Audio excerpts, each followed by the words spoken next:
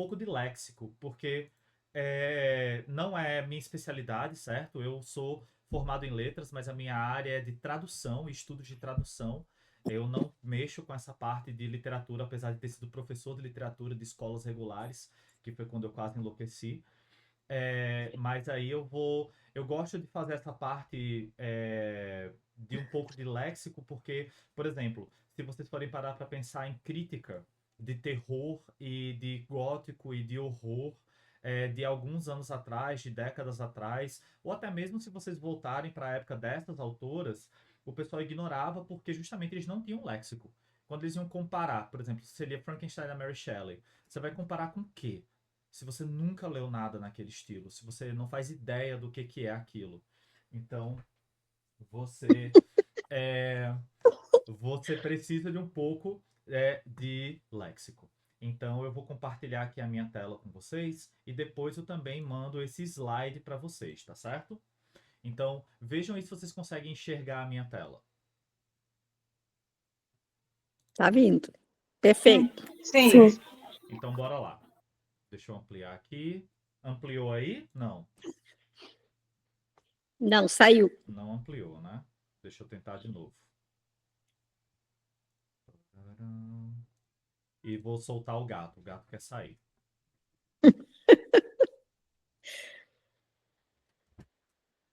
Pronto. Olha só, gente.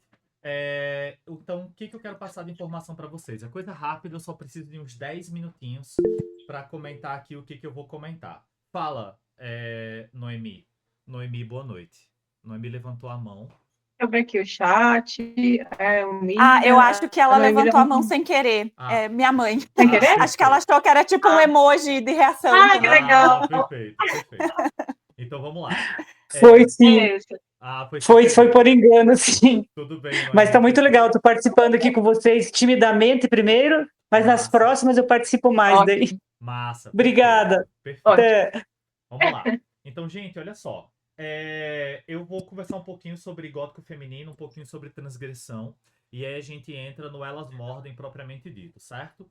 Então, vejam.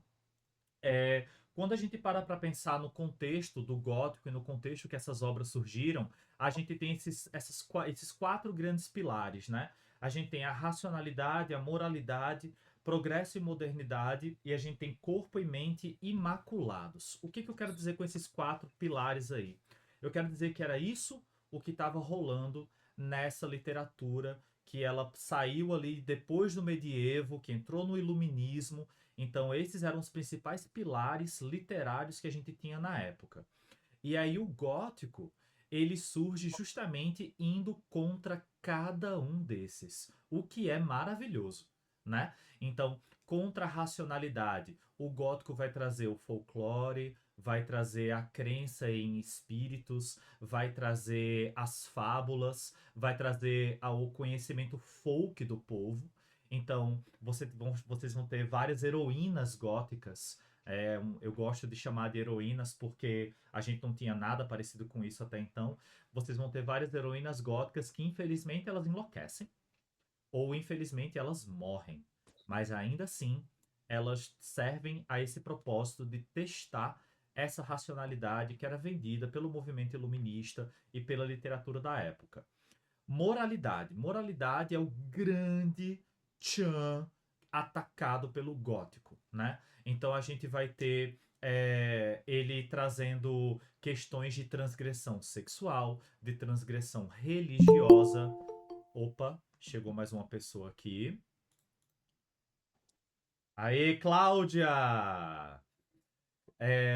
Então, o gótico ele vai trazer esse atravessado contra a moralidade. A gente tinha muitas obras cristãs, por exemplo, ou de temática que meio que eram panfletárias do cristianismo, e o gótico vai vir contra isso, né? Eu falei agora há pouco do folk e do espírito e dessas lendas, então paganismo inevitavelmente acaba sendo uma característica do gótico, né? Até porque, se vocês forem parar para pensar em literatura e mitologia cristã e católica, eles não lidam, por exemplo, com goblins, com orcs, com zumbis, com reanimados, com vampiros. A gente não tem isso, né? Então a gente vai ter o gótico chocando contra essa moralidade em várias frentes. Progresso e modernidade. O gótico também foi contra, né? Então a gente está nessa sociedade que está avançando, que está deixando o medievo para trás, que está chamando o medievo de Idade das Trevas, e aí vem o gótico trazendo o castelo mal assombrado, o locus horribilis, como a gente chama, né? O ambiente possuído, né? Aquele castelo onde tem os ossos das pessoas e esses ossos se tornam coisas que vão atormentar a gente, né? A Elmira acabou de mandar aqui no bate-papo que lembra o realismo mágico que temos hoje aqui na América Latina, exatamente, né? É reflexo antagônico do que a gente está vivendo. Antagônico nem tanto, né? Porque se a gente for falar em violência contra a mulher, que é uma temática do terror latino, isso existe o tempo todo, all the time. Corpo e mente imaculados. Então, ao invés desses protagonistas heróicos, sãos, belos, a gente vai ter pessoas que estão à beira da loucura. A gente vai ter pessoas más. A gente vai ter pessoas de moralidade duvidosa. A gente vai ter um Victor Frankenstein, que é um estudante de medicina, algo extremamente nobre, um cientista, e ele rouba cadáver de gente pobre para fazer os experimentos dele, né?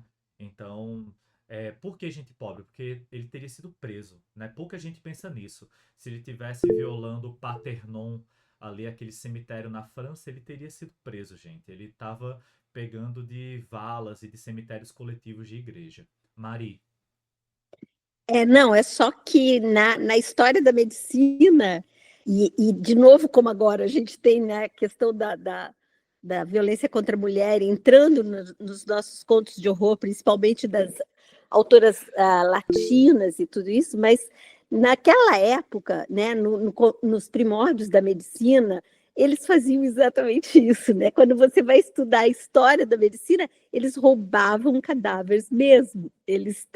E houve alguns que foram, inclusive, acusados, e parece que tem uma história que mais ou menos foi comprovada, agora não vou lembrar de quem que é, mas que ele realmente contratou bandidos para matarem pessoal pobre que andava pela rua e tudo mais, para terem cadáveres para poderem ser estudados, porque eles não tinham cadáver, né? E tinha a questão da igreja contra essa coisa de você mexer nos corpos dos mortos, né? Não tinha como a gente tem hoje.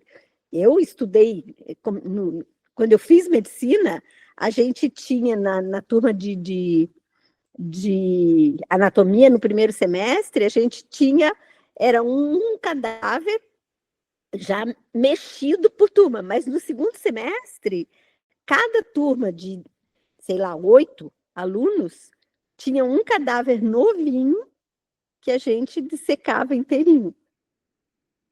Então, isso no final dos anos 70, começo dos anos 80, né? Eu entrei na medicina em 78. Então, imagina isso lá nos 1800, como é que era, né? Exato. Os caras tinham que fazer isso para estudar. E muitos artistas têm isso, artistas pintores, né, e tudo mais. Eles têm isso. O Da Vinci pegava. Exatamente. De gente em cemitério de Veneza. Então, isso era comum, né?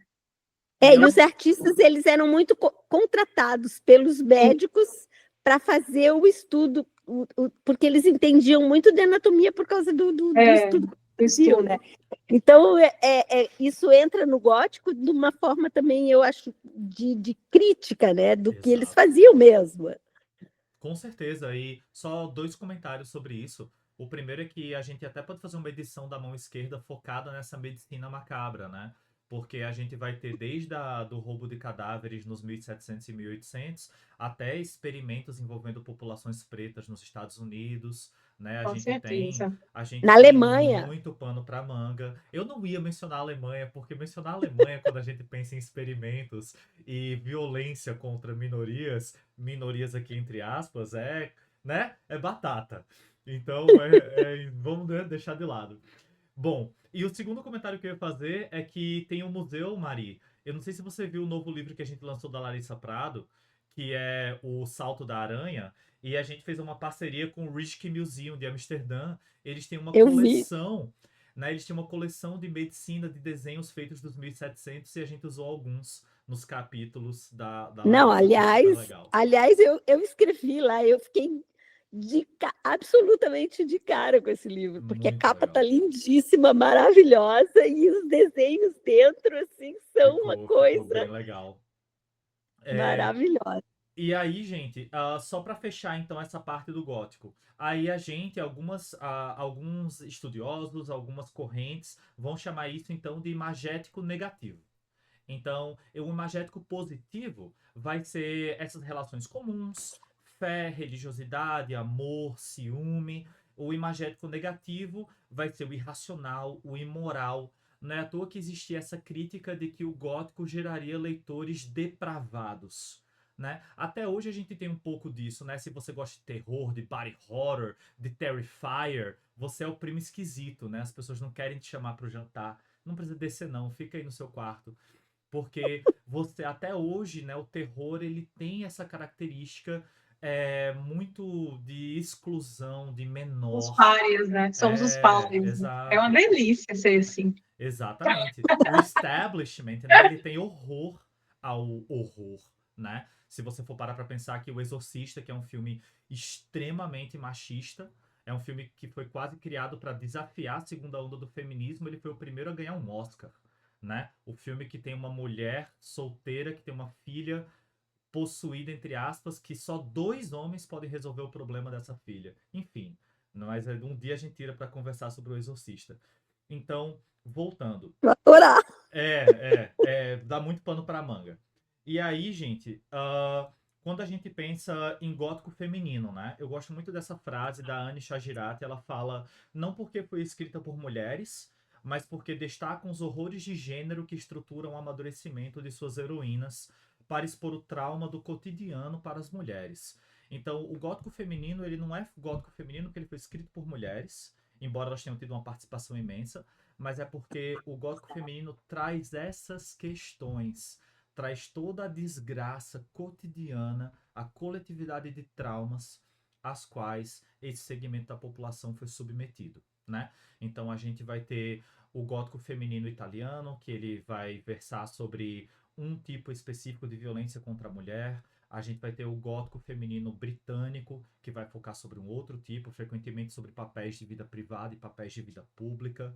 E a gente vai ter também o brasileiro, que a gente tem alguns contos já em domínio público, por exemplo, do Góticas Brasileiros da Grifo, e vocês vão ver a temática dos contos da mulher desacreditada ou da mulher desquitada, né? Aquela mulher que você não quer mais se envolver por questões morais, por exemplo.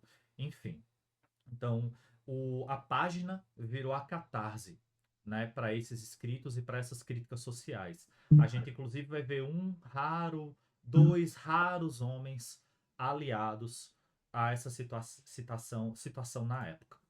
Então, o que o gótico geralmente traz pra gente? A gente vai ter um cenário sinistro, personagens misteriosos, elementos sobrenaturais, sensação de tensão e ameaça. Isso aqui não é um rol taxativo, pelo amor de Deus, certo? Eu só tô pegando características que são muito, muito comuns em muitos textos, ok? Lembrando que a gente conhece grandes expoentes, né? A gente tá acostumado a ler Mary Shelley, Bram Stoker, nomes desse nível, né? Mas, gente, para cada Mary Shelley, a gente tinha 112 criadores e criadoras que escreviam coisas parecidas logo em seguida.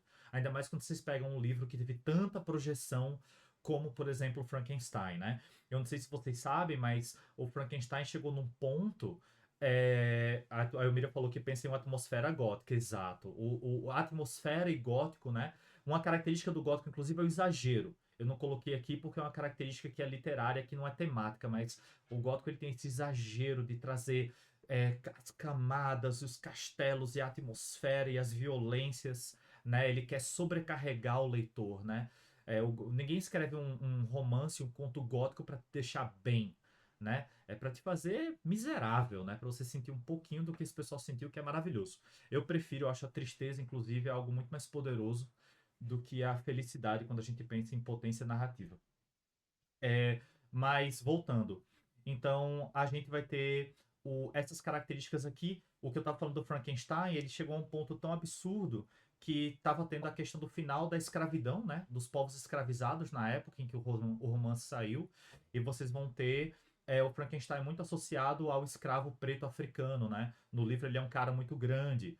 E existia essa limitação lógica dos europeus associando a homens africanos a homens igualmente grandes. E que eles não eram tão inteligentes, e a criatura no livro não é tão inteligente, ao ponto do primeiro-ministro da Inglaterra na época, num discurso famoso, falar: gente, soltar escravo é que nem soltar um monstro gigante que não pensa direito, igual um romance de uma menina aí. Então, é esse o nível do romance da época. Então, normal vocês terem várias cópias e pessoas imitando isso, tá? E aí, quando a gente pensa em transgressão e no feminino, que é onde eu quero entrar agora especificamente, a gente vai ter primeiro as heroínas. Então, a gente vai ter, por exemplo, Sheridan Le Fanu. Ele vai ser um dos primeiros. Carmila. Isso, ele vai ser um dos primeiros a valorizar o protagonismo feminino, né? Carmila é o Magnus Opus, né? A grande obra do Sheridan Le Fanu. A gente vai ter plebeus e personagens das ruas. Então, finalmente, a gente vai ter prostitutas, cafetões, criminosos, bandidos, pessoas normais que eram donas de algum estabelecimento.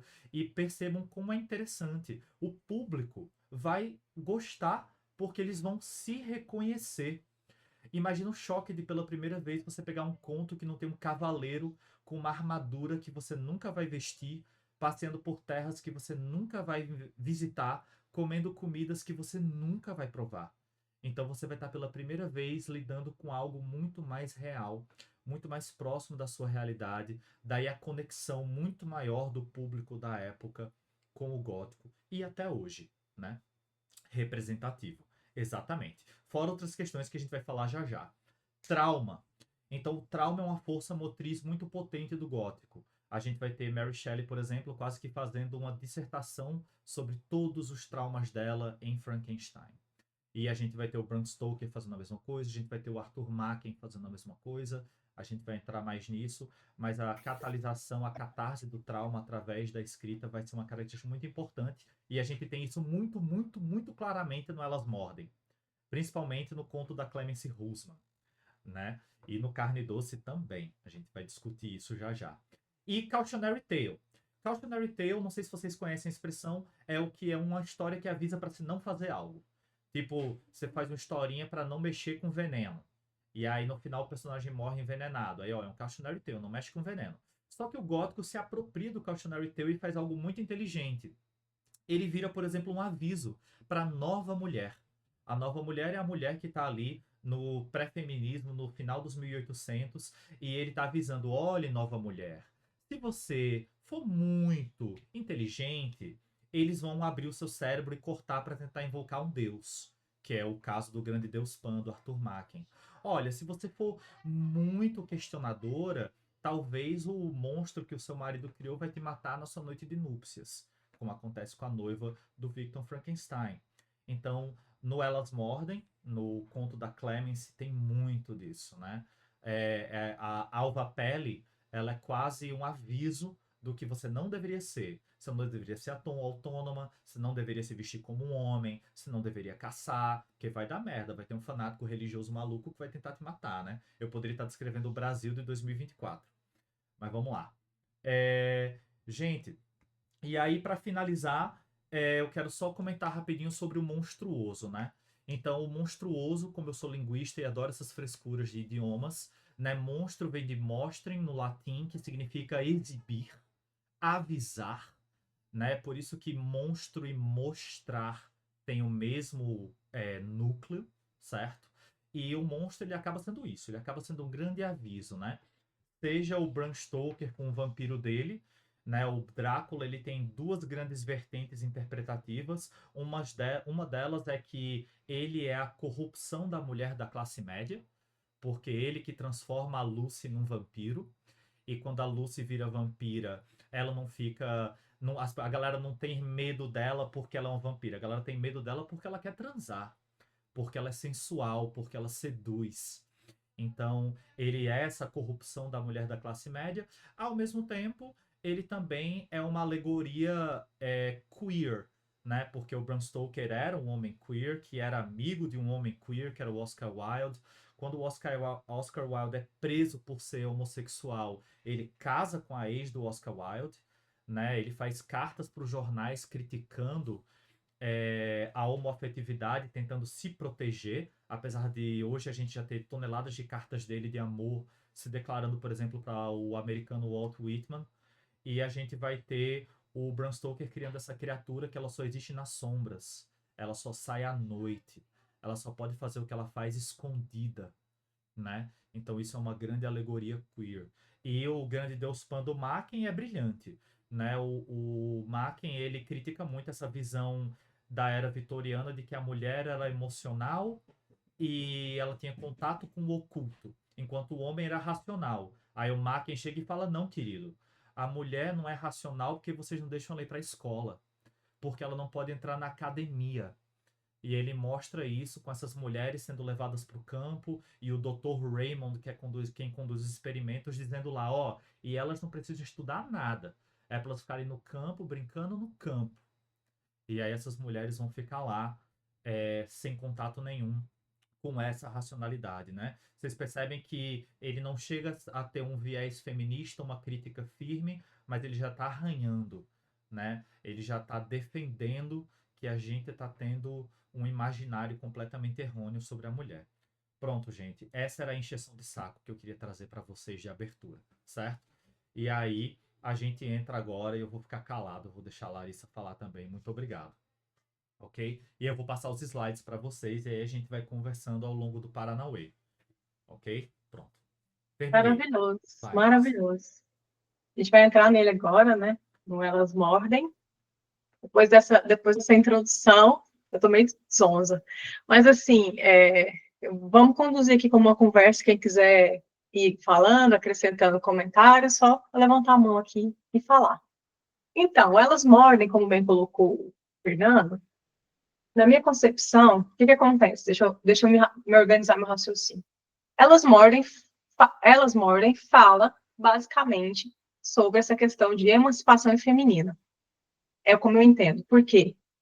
Porque a figura do lobisomem, por séculos, historicamente, sempre esteve associada a homem, né? A homens. A gente vê isso no cinema, a gente vê isso na literatura. O homem, à meia-noite, que se transforma, criado numa besta fera.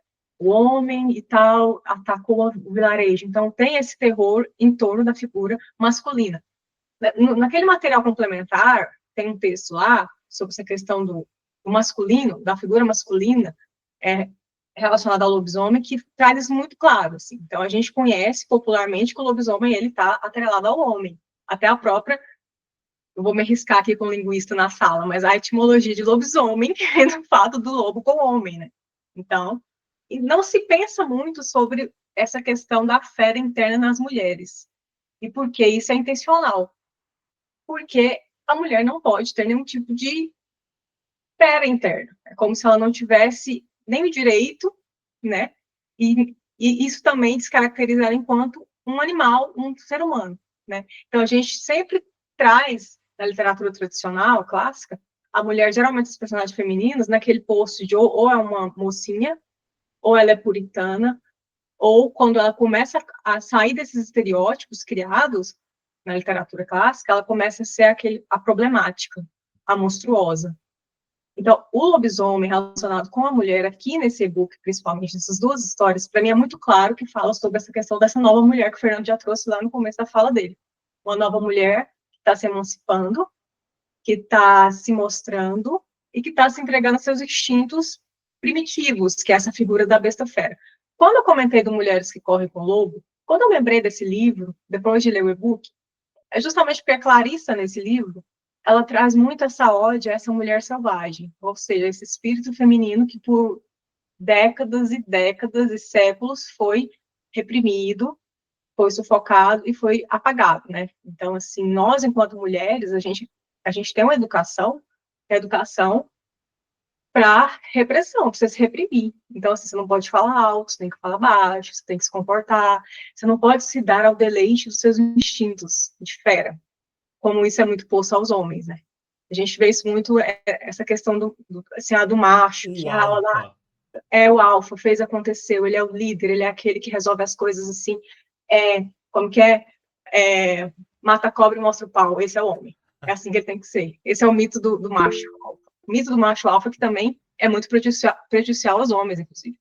Os homens que vivem sob essa égide do macho alfa também sofrem essa pressão de ter que ser essa besta fera nos momentos oportunos. Michele.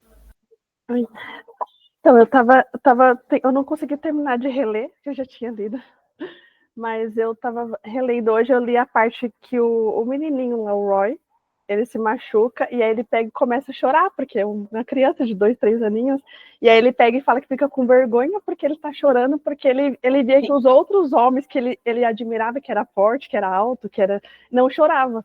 Então, tipo, além da mulher ser reprimida, o homem também, porque se ele chorar, ele é mulherzinha, né? Tipo, ele é fraco, ele é isso, ele é aquilo. É o que poucas pessoas pensam, que o machismo ele é prejudicial para o homem também. Porque o homem, ele também é deturpado dentro dessa lógica, dentro dessa educação machista, né? Também sofre. Também é uma pessoa que não pode ser sensível, não pode ter sentimentos, você retira dele essa questão humana. Tem que ser o quê? Um autômato racional ou uma besta fera nos momentos oportunos? Não tem que ser assim. E o que eu acho brilhante nessa antologia quando eu li, né, a Fera, eu não conhecia o conto da Clemence, eu conhecia ela, eu tenho essa falha, porque eu conhecia ela só pelas gravuras, pelas ilustrações, eu acho que muita gente nem sabia que ela escrevia. Então, assim, quando eu li esse conto dela, eu fiquei, assim, impactada, porque eu até trouxe um livro meu aqui, eu escrevi este livro aqui, Terra de Lobos, não sei se alguém já leu, mas Terra de Lobos é um livro da onde saiu Carne Doce. Na verdade, Carne Doce foi excluído desse livro, que é um livro sobre uma entidade lupina, que é uma entidade feminina, aliás, no livro. E, enfim, Carne Doce foi retirado dele, o editor não gostou, retirou, eu falei, quer saber? Não vou deixar ele desperdiçado, né? Enviei para o Fernando. E, gente, eu não tinha lido A Fera, não sabia como era o conto. E acabou que um encaixou muito bem no outro, né? Acontecem essas mágicas aí da literatura. E dentro da autoria feminina isso acontece muito, parece que a gente se encaixa muito bem. Todos os projetos que eu participo com mulheres, a gente se conversa muito bem, mesmo sem combinar nada. Então, eu acho que isso é bem a nossa linha em comum, da nossa condição feminina, né? Então, assim, o que eu acho potente nesse livro, e eu quero saber também a opinião de vocês, essa questão de como, por exemplo, a Clemence trabalha a questão dessa emancipação feminina na figura da Alva Pele. O que eu percebi durante o... Alexandre, pode falar? Peraí, só concluir. O que eu percebi durante a leitura? Quando a Alva Pele aparece, ela, com aquele, né, com essa questão dessa estereótipo feminino novo, ousado, emancipatório, até masculinizado, né, ela acaba com a paz daquela família, ela acaba com a rotina, ela quebra o status quo, ela revira todo mundo, ninguém sabe de onde que veio, de onde que surgiu, e não sei o quê, e tem aquele cara lá, o irmão, o fortão lá, o irmão do Christian, né, isso, pai de amores por ela, e daí eu venho e trago essa questão da sedução feminina como arma, né? Isso aparece em várias histórias, mas aqui a Clemence usa essa questão da sedução feminina como uma das armas, né? Daquela processo emancipatório da mulher, que ela se permite, né? Ser essa figura sedutora, né? E sem medo de ser, né? A gente vê que tem outras figuras femininas ali secundárias e tal, que quando a Papel chega a gente nem consegue mais ver, porque ela realmente toma conta de toda a cena. E eu acho ela fantástica, na verdade, fiquei muita pena dela ter morrido, aliás. Pode falar, Lê. Desculpa ter levantado a mão assim do nada. Não, tem que ser assim mesmo. Eu acho muito interessante porque toda vez que eu lembro de lobisomem, eu lembro daquele lobisomem do Van Helsing, ou daquele do Harry Potter mesmo, né? Uma criatura totalmente irracional, bruta força, velocidade, e é isso, tipo, você não lembra de mais nada. E com ela é bem diferente, porque ela tem isso, ela tem a força, ela tem a rapidez, e até, né, a bestialidade, mas ela também tem toda essa questão sedutora, inteligente, E ela quase que não coloca isso como uma maldição, mas ela usa isso, e não igual a muitas vezes que a gente vê que tratam, né, como se, não, eu sou amaldiçoado, eu não Ela não consigo tá controlar isso. atormentada pela condição dela, né? Ela é Exatamente, consciente de que ela é uma fera. Ela sabe que ela é. exato, Não é que ela vai chegar meia-noite, ela vai se transformar e, nossa, não lembro o que fiz, quem sou. Como a exato. gente vê, né?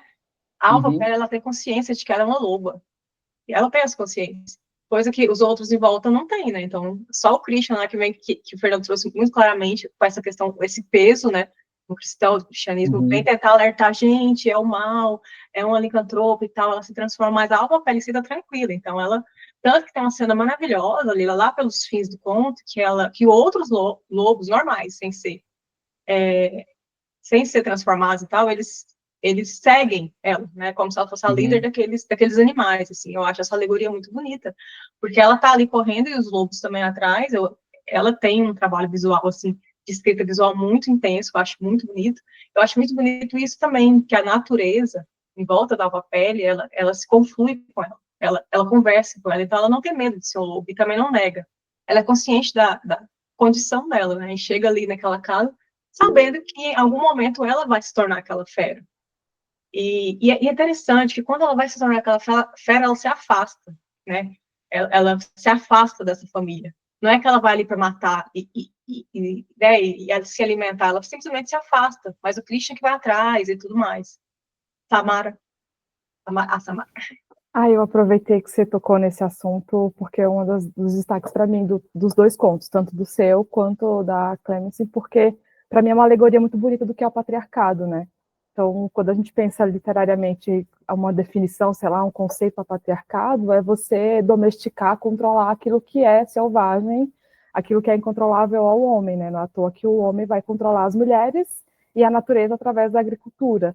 E aí, lendo o conto, eu falei, putz, é uma alegoria muito bonita para o que é o patriarcado, porque nessa cena que ela está correndo com os lobos, eu tive a mesma sensação que você. Ela e a natureza, elas se tornam uma só, elas se confundem. Inclusive, ela está muito envolvida ali, né, com essa natureza.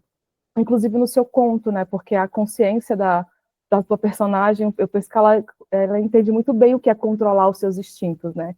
E aí, pensando nesse binarismo aí do masculino e feminino, né, o masculino é o incontrolável, ele sempre vai ter a autorização de ser selvagem, mas para isso ele precisa controlar outra coisa que para ele é amedrontadora, que é a própria natureza e o feminino. E aí, o autocontrole da tua personagem, para mim, disse muito. Então, uma das primeiras coisas que me veio quando eu li os dois textos foi isso, assim, uma alegoria muito bonita para o que é o patriarcado. E eu acho, de um ponto de vista de tradução, eu tentei muito porque diferente desse, quando antes da reunião começar, quando as pessoas estavam começando a entrar, eu mostrei esse livro que é Homens, Lobos e Lobisomens, que a gente chegou nele por causa de um comentário lá na página da mão esquerda que a gente fez uma correção histórica, né? Porque o conto da Clemens foi publicado aqui há 30 anos com o nome de outra autora, totalmente errado. E eles fizeram o que eu tentei evitar e eu acho que eu consegui, que é não deixar as coisas claras, né? Porque a Clemency, ela usou ali The Werewolf no título do conto. Infelizmente, ela não tinha diários. Se ela tinha, se perderam, a autora, né? A gente tem os diários do irmão. E lá ele não menciona isso, mas ela usa The Werewolf provavelmente porque era a palavra que tinha ali.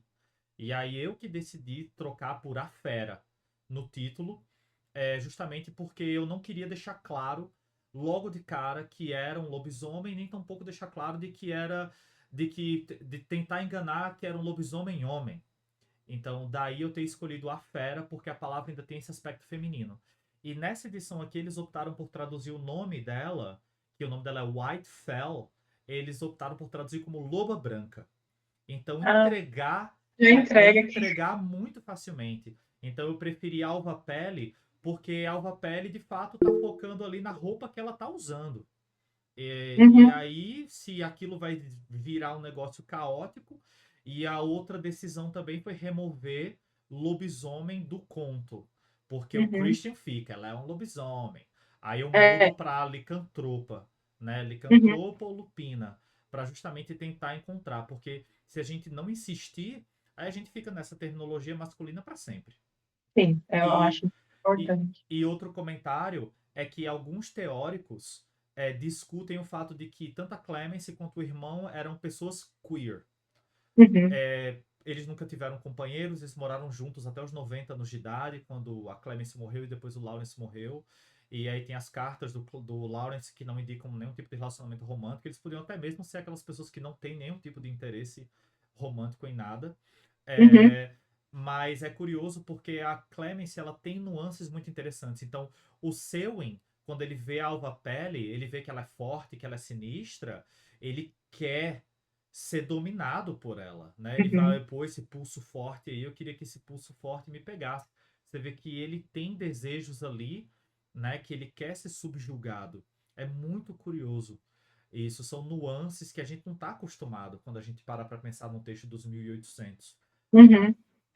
Até bem moderno, né? Para ser 1800, você pensa, isso poderia ter sido escrito nesse século, assim.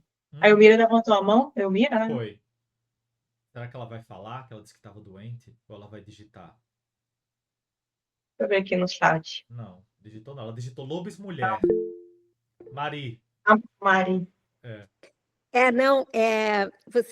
Esse conto me trouxe muito o livro que, inclusive, eu indiquei lá pro Escuro Medo, né?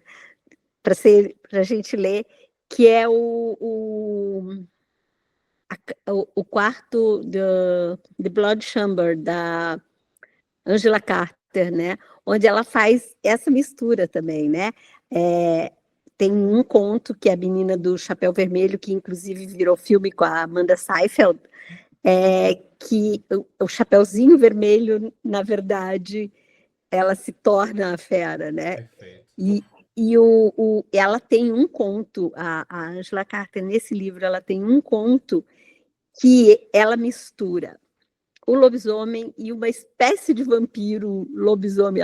Ela faz uma criatura completamente mista nesse sentido e lida com essa coisa da descoberta da menina que foi criada por lobos, né? Dela se descobrir mulher, ela descobrir a humanidade dela de uma forma completamente conectada com a natureza, sabe? Ela recebe, ela é resgatada em um momento e as freiras tentam cuidar dela e introduzem nela uma coisa de roupa, de vergonha e tudo mais, e daí o conto é assim, a coisa mais maravilhosa.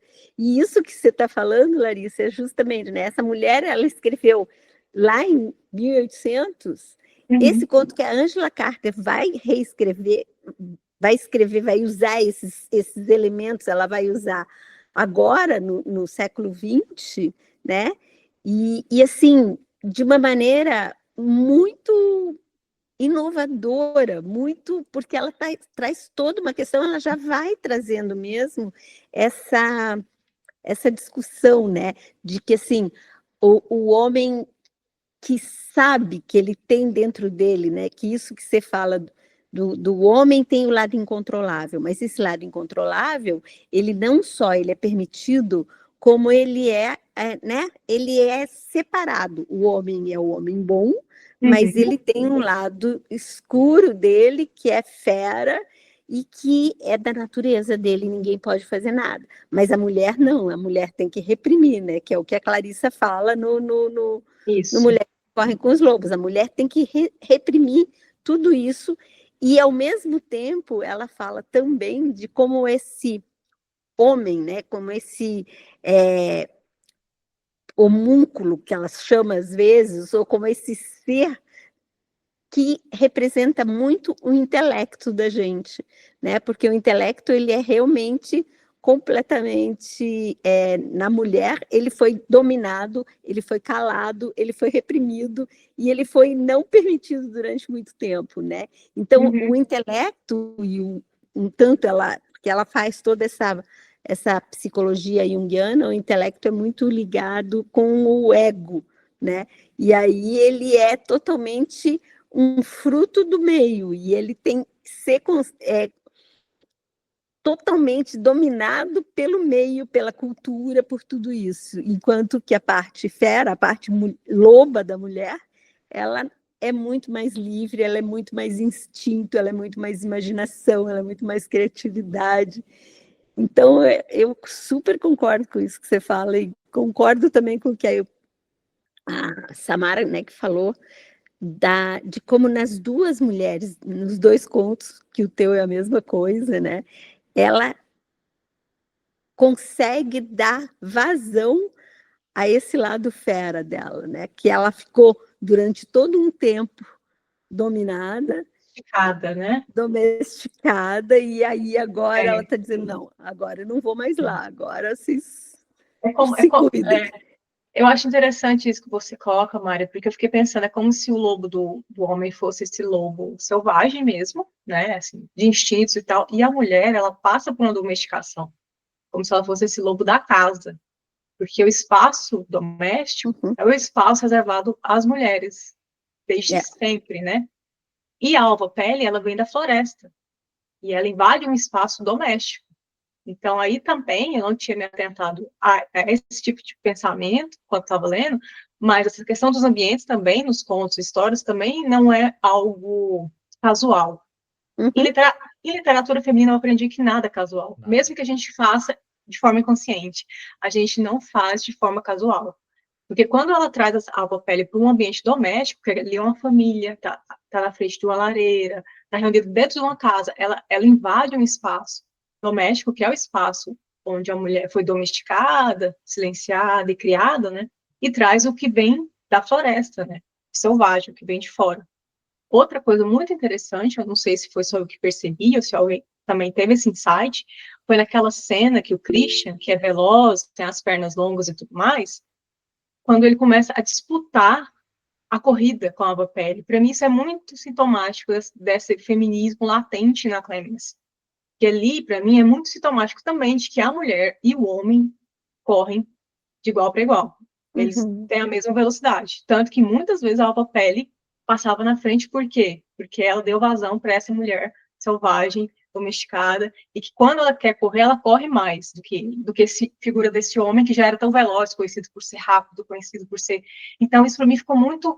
Essa imagem visual também, essa imagem que ela cria no conto, para mim é muito esse posicionamento da Clemence, porque a Clemence, ela foi uma sufragista, ela viveu a primeira onda do feminismo, e ela também era muito dedicada a isso, né? Então, ela participava de assembleias, lutava pelo sufrágio feminino, e você vê isso muito presente na obra dela, por diversos nuances, sabe? Sem querer puxar a sardinha para o meu lado, mas já puxando, para mim, literatura feminina, para mim, é uma coisa de louco, porque eu acho que a qualquer momento que eu leio mulher, em qualquer tempo histórico, para mim é inovadora. Parece que eu estou lendo uma coisa que eu nunca li, entendeu? Por mais que seja sobre lobisomem, por mais que seja sobre clichês do gênero, para mim sempre é inovador. Sempre eu vou captar uma coisa que eu nunca li em lugar nenhum, sabe? E assim, só alguns Michelle comentários rápidos. Só uns comentários rápidos antes de passar para Michelle e para o Ale. Primeiro, essa questão da literatura escrita por mulheres, eu concordo totalmente. Se você lê muita literatura masculina, é sempre a mesma jogada, é sempre a mesma estrutura de bonequinho. Isso não é uma crítica, todo mundo pode ler o que quiser, mas eu acho que se você sempre lê a mesma coisa, você sempre vai pensar a mesma coisa. Então você tem que sair da caixa para você alcançar outras nuances de pensamento e outros entendimentos, né? E ler literatura queer, ler literatura feminina é uma quebra muito brutal. E você vê que a Clemence, ela brinca com esse conceito porque existem as províncias masculinas, né? Guerra é a província do homem, combate é a província do homem, sendo que a Alva-Pele está destroçando o Christian e vencendo ele numa província masculina, né? Na velocidade. E chama a atenção também que eu não sei se vocês pararam para prestar atenção nisso, mas foi uma das coisas que eu mais gostei foi de ter conseguido as ilustrações do cara que não era o irmão dela e as ilustrações do irmão dela. Porque uma das temáticas muito constantes no gótico é essa coisa do duplo. E nas imagens você tem ali o duplo, né? Você tem o Christian e a Alva-Pele, eles tinham o mesmo corpo, eles tinham o mesmo formato, eles tinham os mesmos ombros, né? E é muito poderosa a mensagem que ela está passando ali de ter refeito as ilustrações não ter usado as ilustrações do cara que fez uma princesa de manto branco com um machado, né? E um último comentário em relação ao que vocês falaram do lobo homem, da loba mulher.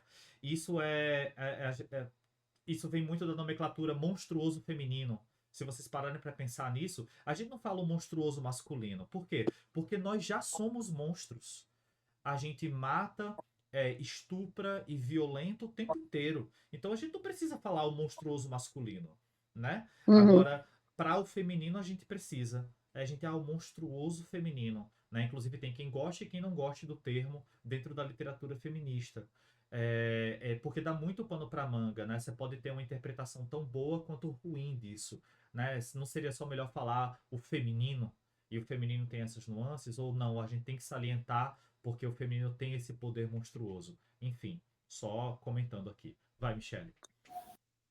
Então, eu senti que quando eles vão falar que o homem fez alguma coisa de ruim, ele se transforma em outra coisa, e aí ele fica irracional naquele período, e aí ele vai ter a justificativa de, eu fiz porque a natureza quis, e ele fica isento dessa culpa. Já a mulher não, ela fez algum ato, enfim, escabroso, ela vai se transformar independente, ela não foi um momento, ela sempre vai ser aquela taxada, tanto é que houve uma caça aos bruxos, não houve caça aos bruxos.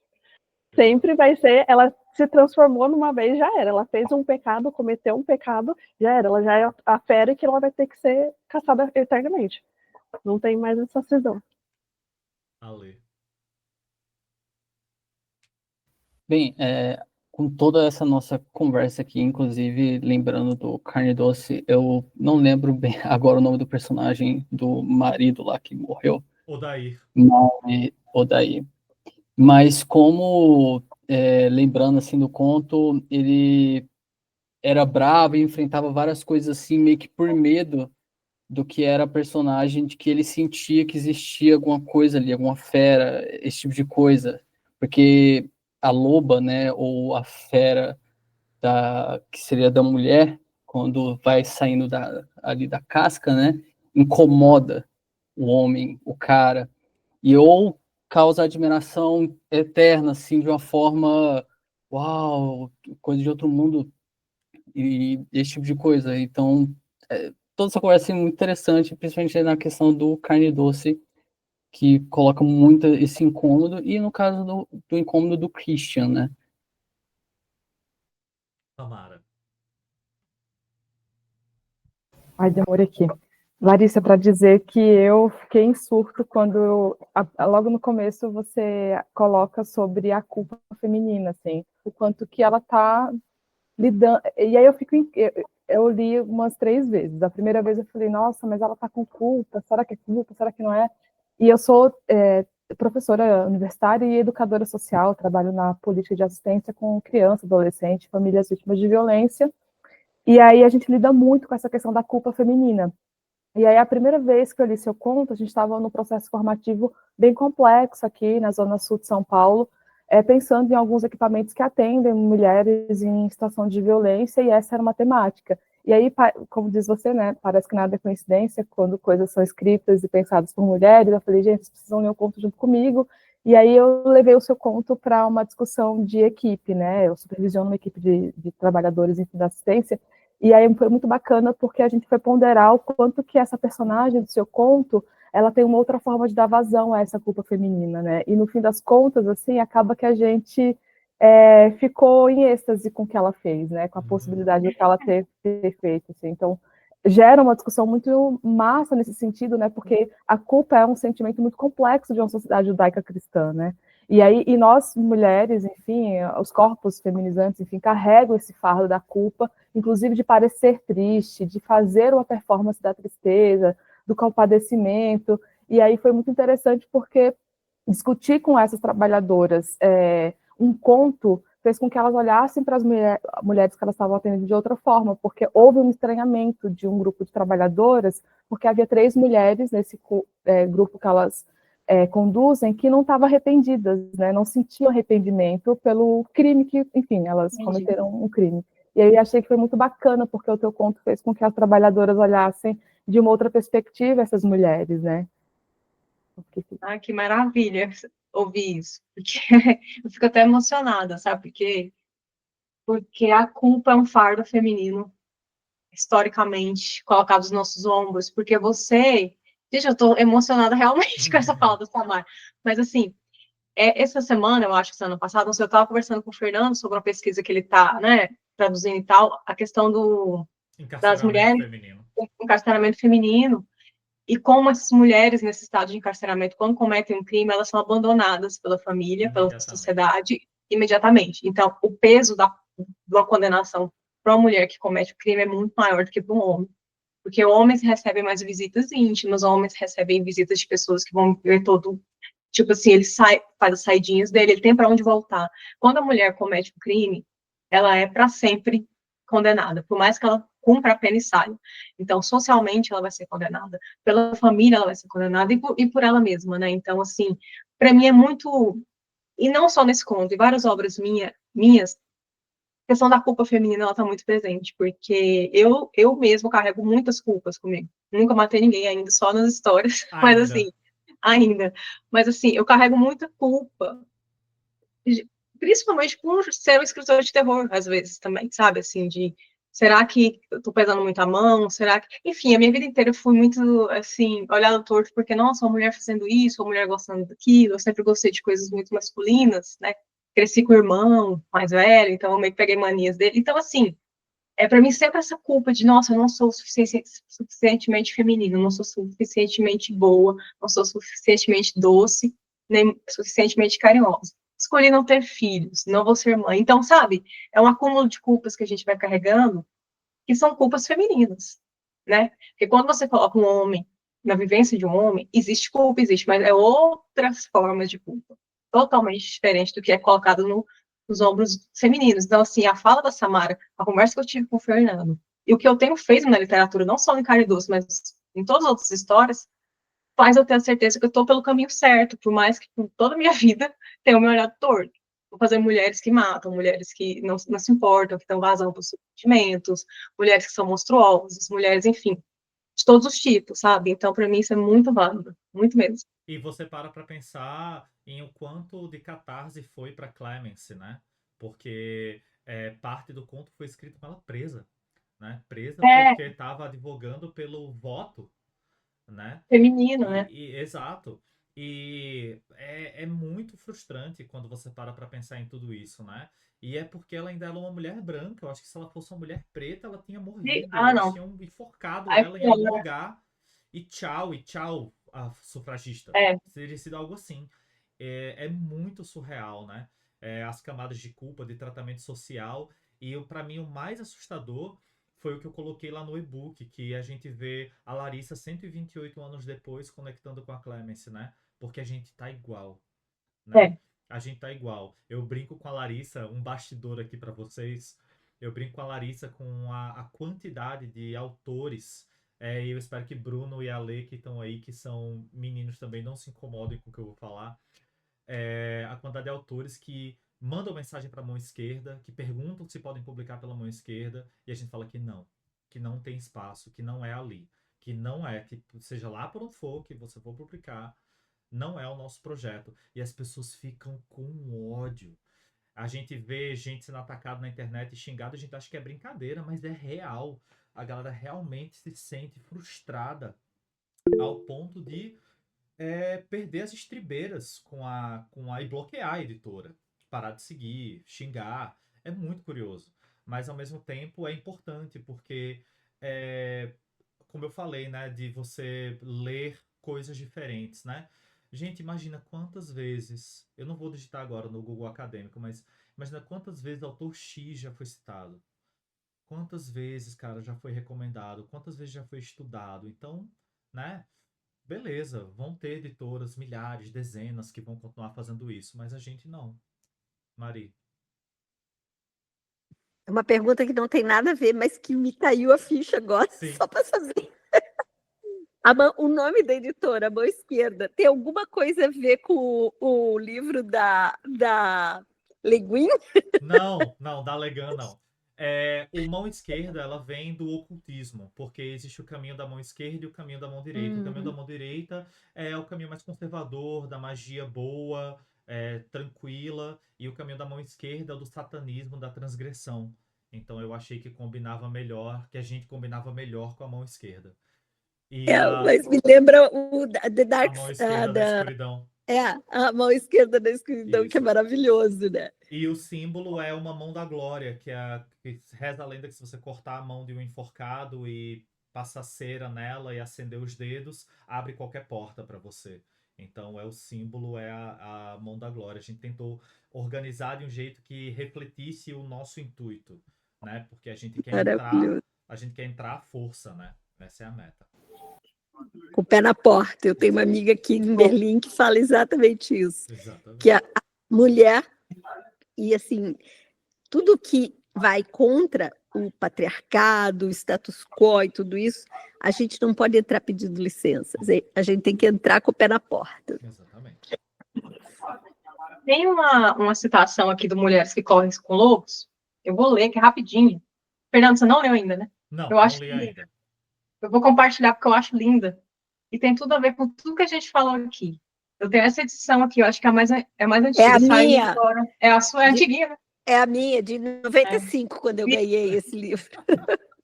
Ela fala assim, bem na Só introdução. um comentário rápido. Vocês percebem que Marie realmente é uma bruxa, né? Porque ela tá bebendo sangue de criança. Vai, Larissa. Conservadíssimo. Os lobos saudáveis e as mulheres saudáveis têm certas características psíquicas em comum. Percepção aguçada, espírito brincalhão e uma elevada capacidade para devoção.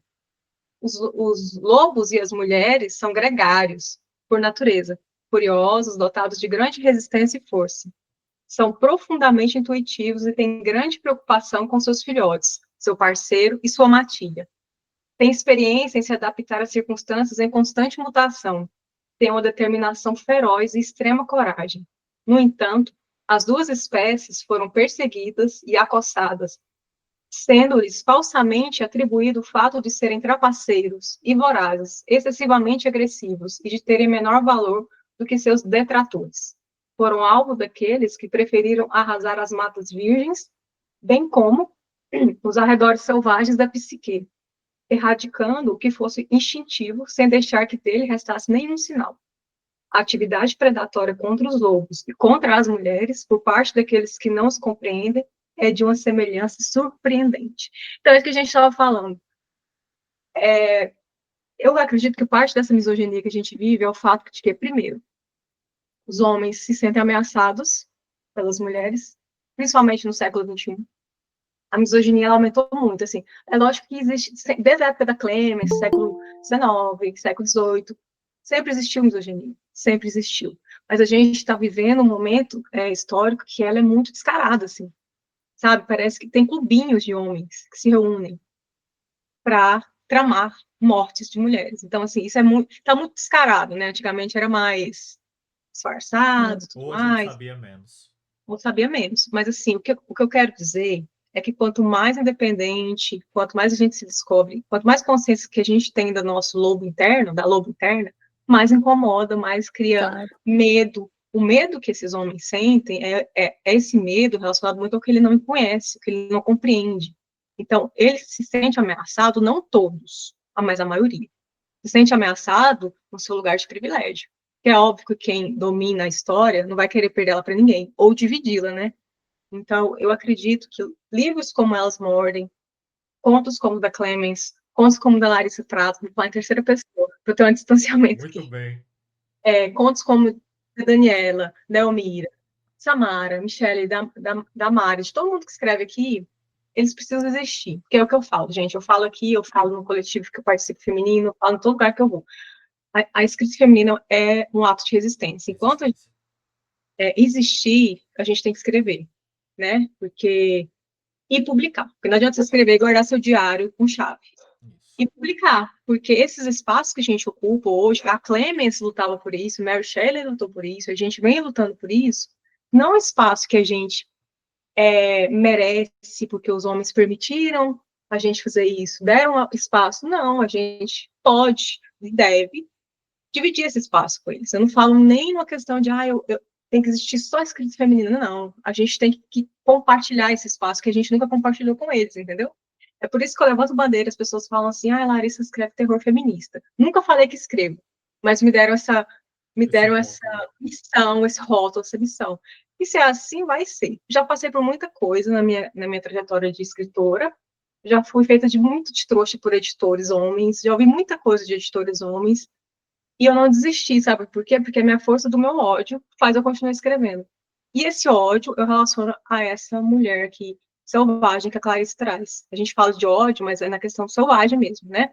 Então, acho que a gente tem que continuar escrevendo. Eu não sei se tem se tem alguma mulher aqui que escreve e nunca publicou, tá na hora de mandar para os editais da mão esquerda, já aproveito e faço o merchan, porque a editora existe para isso, publicar mulheres que outras editoras renegam. Eu sei que existe porque eu sou uma escritora, tem editoras que torcem o nariz para mim, tem editores, enfim, que no começo eu mandava conto, sempre me relegou, sempre, não quiseram.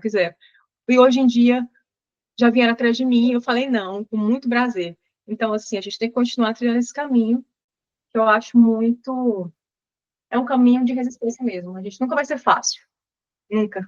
Nunca vai ser um caminho de flores e de, como é dos homens, né? Tipo assim, eu já escrevi qualquer bosta aqui, tá ótimo, todo mundo vai me aplaudir. Existe muito homem assim, escreve qualquer merda e todo mundo aplaude, né? Nós não, nós sempre é 3 vezes mais difícil, a gente se cobra 3 vezes mais, e eu acho que isso é muito necessário, né? A gente continuar se apoiando. Também quer falar alguma coisa? Tô falando muito. Tamara falou ali, organizar a raiva, o ódio, defender a alegria e a liberdade, exatamente. Só lembrando que eu quero bater uma foto antes da gente encerrar, hein? Fazer o printzinho, mas alguém tem alguma consideração final? Alguém tem alguma pergunta? A gente passou um pouquinho do horário, peço desculpas. Mas e aí, galera? Vocês curtiram? Vocês acharam legal? Legal. Massa. Então, só um aviso rápido antes da gente finalizar. Acompanhe a mão esquerda. A gente tá com o edital agora. Essa edição de Terror Cósmico, ela vai ser incrível, surreal. Eu não tenho nem roupa pra ela, mas a gente vai... Vamos sem! Se o não tiver roupa, vai sem. O negócio tá Como assim? potentíssimo, né? A gente conseguiu a Natália Scotuzzi, da Diário Macabro, que é a única mulher especialista em terror cósmico que a gente tem conhecimento aqui da América Latina, né? A gente pesquisou bastante. A gente tem as autores que estão sendo selecionados por editais, a gente tem a autora gringa convidada, a gente tem o resgate histórico da Gertrude Barrows, que teve que escrever sobre o pseudônimo Francis Stevens, masculino por décadas, e a gente vai estar trazendo um texto dela, nunca traduzido aqui para o país. Então, vai ser bem legal, e eu estou muito, muito feliz pela presença de vocês, foi muito bacana.